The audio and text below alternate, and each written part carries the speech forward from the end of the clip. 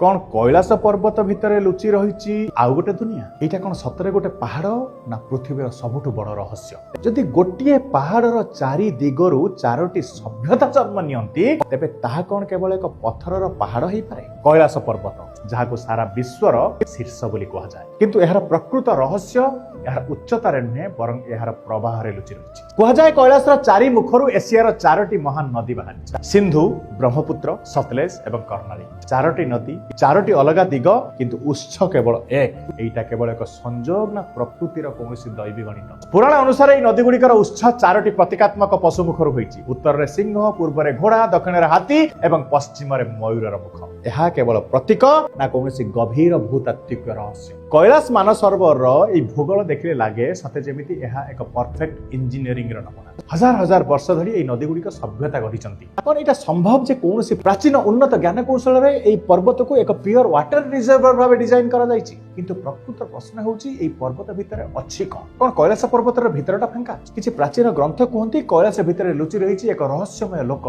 संभाला एमिति एक स्थान जेउठी समयर गति अलगा जेउठी असीम ज्ञान सुरक्षा कौन संभाला केवल गोटे कल्पना ना कैलाश अन्य एक दुनियार द्वार आसंता भागरे आमे खोजिबा संभालार रहस्य जदि आपण भी मानंती कैलाश पर्वत एक जीवंत रहस्य तेबे कमेंट रे लिखंतु हर हर महादेव नमस्कार जय श्री राम।